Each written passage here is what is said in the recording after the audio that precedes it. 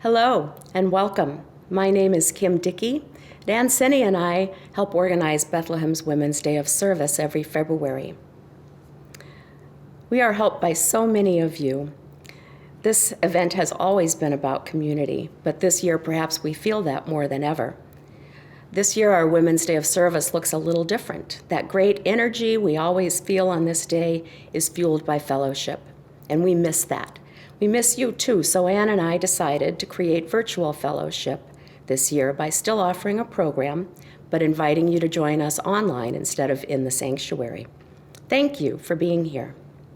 We also decided to simplify this year's Day of Service by focusing on one service project instead of the host of projects we usually do. This year we're focused on newborn kits, which are sent to Global Health Ministries, one of Bethlehem's global outreach partners. We'll share more about the impact of that project in just a little bit. We're going to hear from two speakers in a moment. Dr. Sahondra will bring greetings from Madagascar. She is CEO of the Lutheran Healthcare Department of the Lutheran Church in Madagascar, and Bethlehem supports the hospital at Etseda with both capital campaign dollars and also through Women's Day of Service. Pastor Ingrid is from Holy Trinity Lutheran. We're going to hear from Pastor Ingrid now, and both women have experienced the power of mutual aid and the power of community to lift us up, whether that community is in your own neighborhood or from people down the street or across town or even people across the world. And they are also going to talk about newborn babies. I'm Ingrid Rasmussen, lead pastor at Holy Trinity Lutheran Church, your ministry partner to the East. I am delighted to be with you, Bethlehem, for your Women's Day of Service. We may be distanced because of COVID-19, but I'm confident that the Holy Spirit connects us across time and space. You and I both know that when women gather, there are few barriers that can't be overcome. I don't know about you, but when I get together with women, I also feel this strong sense of connection to the women who have gone before me. It's as if the ancestors all have space to flood the room. As I sat down to think through this particular presentation, my grandmother Florence showed up at my side. My grandmother lived in my hometown of Cottonwood, Minnesota, which meant that I spent a large portion of my childhood at her house. She loved to garden, play cards, drink coffee, and visit with neighbors. Though I don't remember her ever saying it, I never doubted that she loved me. I think she appeared at my side because she was one of my first teachers about mutual aid. You see, when I was a child, women would appear at my grandmother's back door. The doorbell would ring, Florence would answer the door, a woman would come in, and as my grandmother hung up the woman's coat, she would tell me to go into the TV room and close the door. My grandmother, Florence, and the visitor would then take their places at the dining room table. Through the door, I could hear muffled conversations about each woman's needs, which were often financial, needs that were difficult to meet in rural Minnesota with few safety nets in place. I would hear the cupboard open and my grandmother take out her special box, the box in which she kept a little extra cash. The women would then leave with a little help in their pocket, and my grandmother would yell to me, "You can come out now, Ingrid," and not another word would be spoken about what had just transpired. One of my favorite writers, Rebecca Solnit, defines mutual aid as that which is offered in a spirit of solidarity and reciprocity, often coming from within struggling communities, empowering those aided with an eye towards liberation and social change. You all know that mutual aid takes many forms: church food drives, PTA donations, neighborhood projects, nonprofit outreach, and even kitchen table organizing. The service project associated with this event is a form of mutual aid. Those newborn kits are part of what Solnit calls a super bloom of altruistic engagement. You and your congregation have been an important mutual aid partner to my congregation, Holy Trinity, this past year.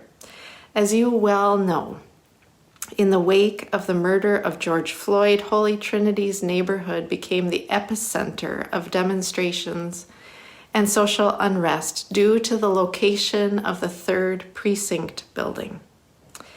The night after George Floyd was killed in broad daylight at 38th in Chicago, I got a call on my cell phone at home. The caller said that the demonstrations had become particularly intense in Longfellow and that the pop-up medic station that was serving demonstrators in the area needed a new home because of encroaching fires. Would the church consider opening our doors and tending to wounded demonstrators? To be honest, it was a big ask. Our building, much like yours, had been closed. I mean, really closed because of the pandemic. We had taken seriously our role in slowing the spread of COVID and had been worshiping online for over 2 months. I hung up the phone, and my husband, Paul, bless his heart, asked me one thing. Do you think that this is a good idea? I don't even know how I responded to that question, but after a couple of calls to church leaders and to a congregant I knew would already be demonstrating in the area, we went from doors locked to doors propped wide open, all in a span of about 30 minutes. We began serving as a medic station, attending to people with a variety of injuries, most of them tear gas related. Rather than telling you about what the neighborhood looked like at that point in time, I thought it would make sense to show you a portion of a Facebook Live video that I recorded after the first, or maybe it was the second, night of intense protests. A video that has been viewed so far 230,000 times around the world. So this is Minnehaha Avenue. Our local brewery, our favorite independent bookstore.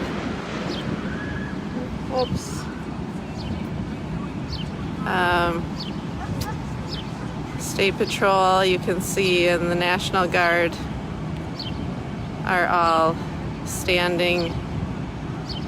I guess kind of, it appears, protecting where the 3rd Precinct used to stand, which is up kind of in front of where that Target sign is. Our beloved Gandhi Mahal, Migizi, Interfaith Power and Light's office, and the post office. The post office itself doesn't appear to have been burned last night, but the garage behind it was. Keep in mind I'm 8 months pregnant, so I'm moving a little slowly these days.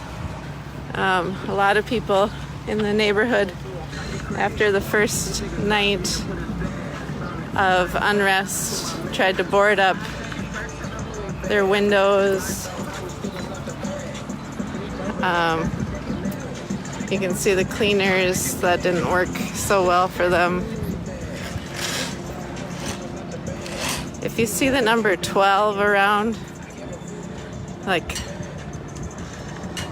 here, you're gonna have to forgive me, fuck 12 or abolish 12. 12 is just police. Here's Glass Endeavors. And I think they lost a window the first night. Here's the church. We are still standing. George Floyd.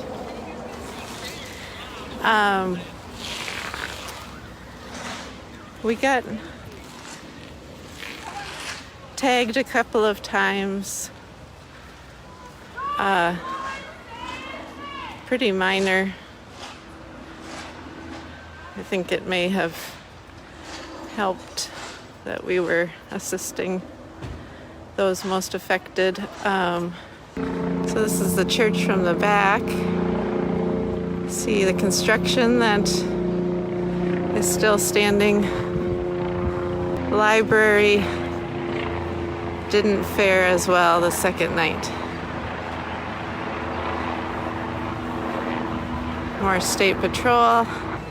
Here's Trinity on Lake. So for those of you who are less familiar, they're the two affordable housing buildings that the church built and still care for in some ways. This used to be the Metro PCS store, the phone store. There are police and state troopers up and down the street. Morning. What's down here? And US Bank. It looks like they were maybe torched last night. The first night, just their windows were broken out. Walk back through. If you're just joining, I'm very pregnant, so I'm walking slowly. You'll see one of our two tags. This is from the first night. When in talking with congregants, we said that's maybe a tag we'll keep. BLM. Yeah, I don't have many words this morning. This is the church's neighborhood. It's also my neighborhood. As I said to the congregation, either yesterday or the day before, the violence and destruction that we've experienced the last 2 nights are but symptoms of generations of inequality.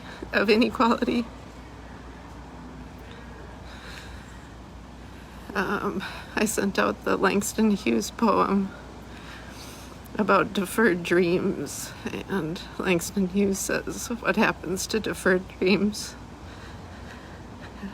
They explode.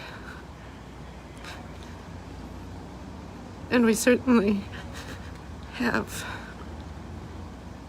experienced that. The minute I stepped out of the car this morning, people were here to help, strangers who asked what they could do to assist the church, and so I am grateful for all the helpers that in the midst of brutal violence come out and assist us with what we need.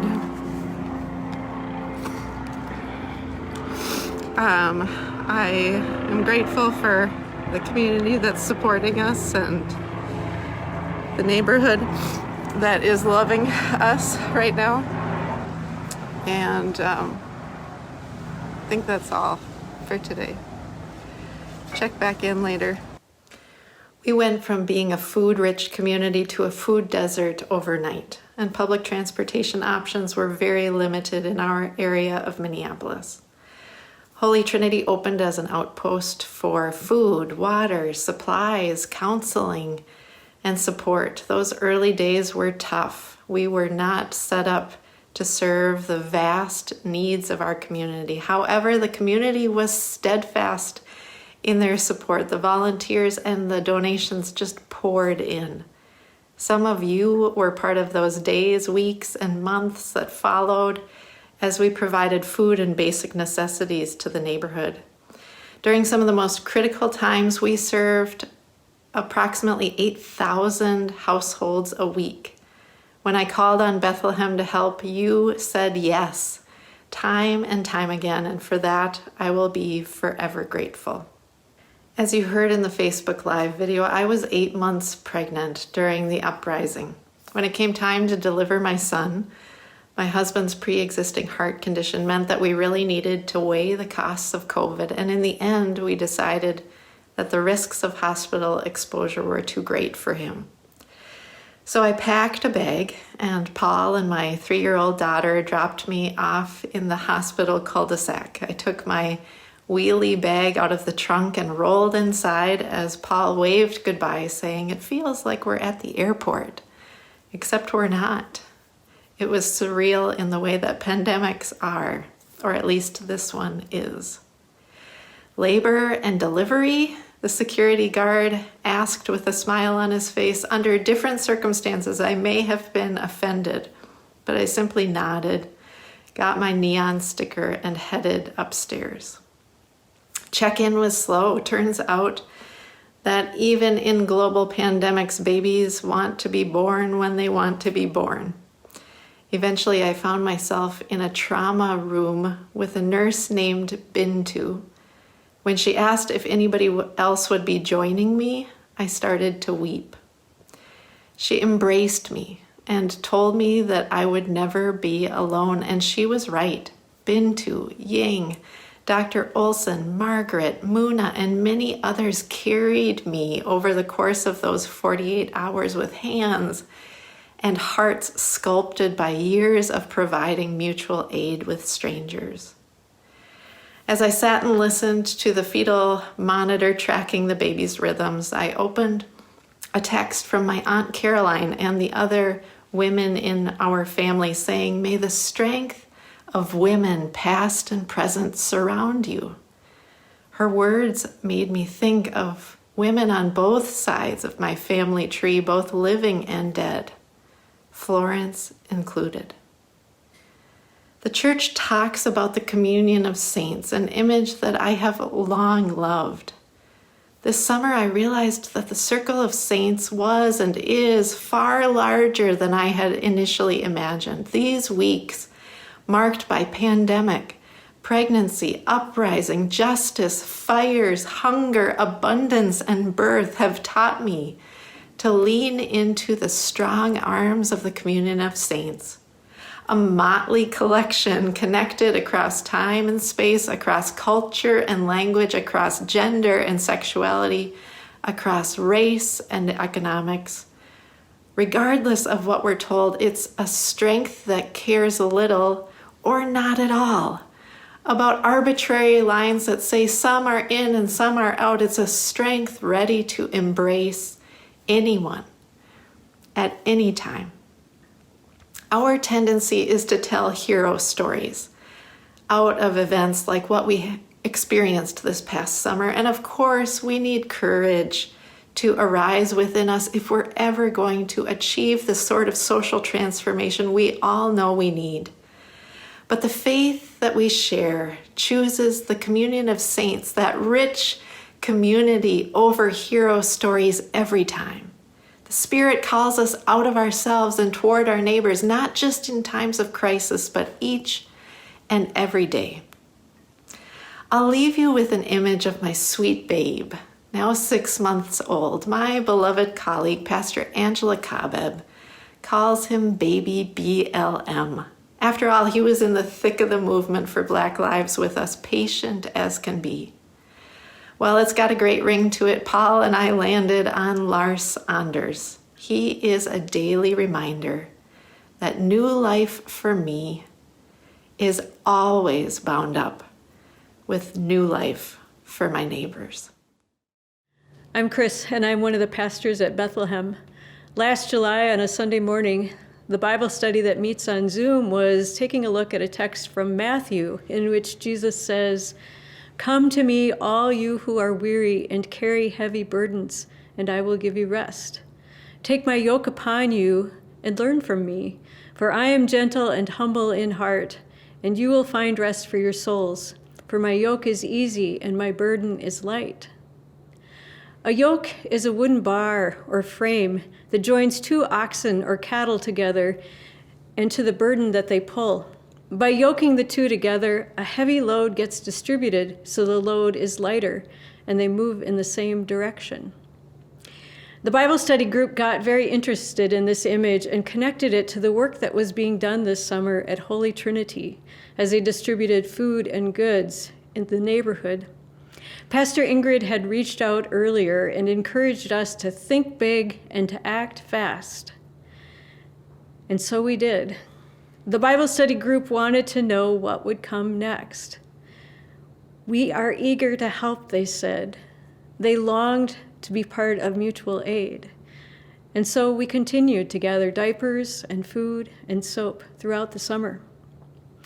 Jesus invites us to take on his yoke, to learn from him, to act with mercy, and to work for justice and the kingdom of God.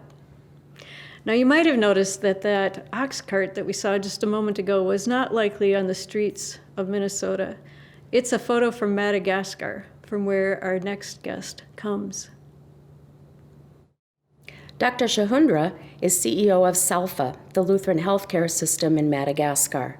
She's responsible for 10 hospitals and about 40 other health programs and rural clinics across the island. She has a big job. Madagascar is almost as big as the state of Texas, and these hospitals and clinics are scattered all across the country.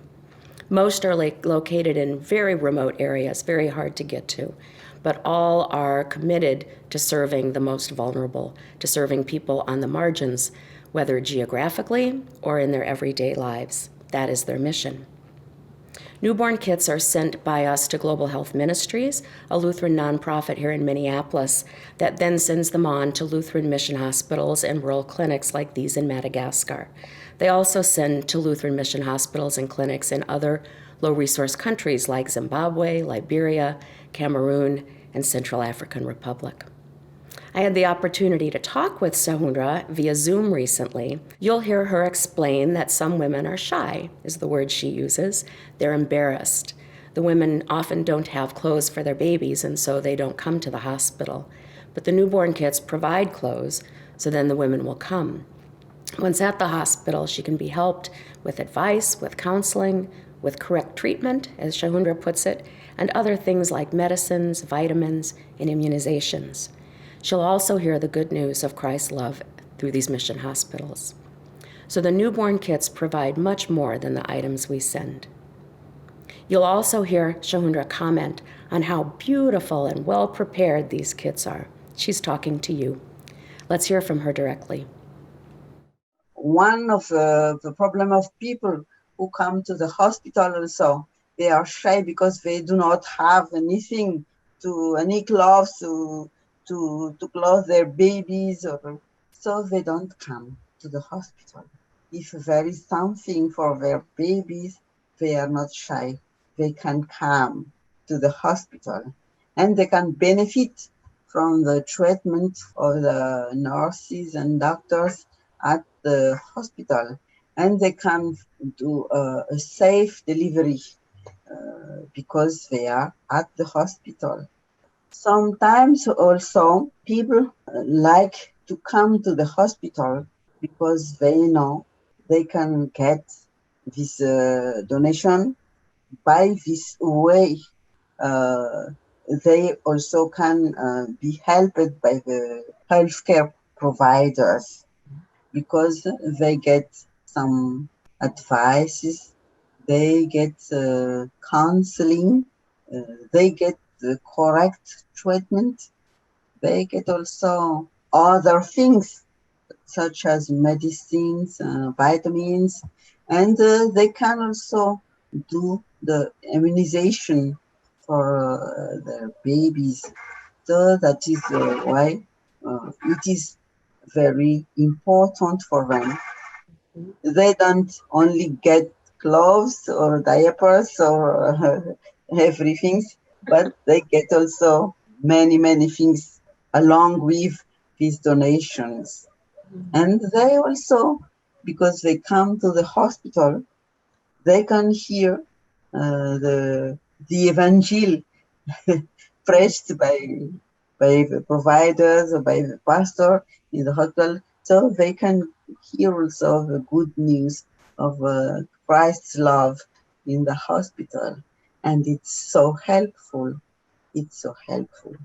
But I would like to mention also that these donations are such beautiful, well prepared, I think prepared with love.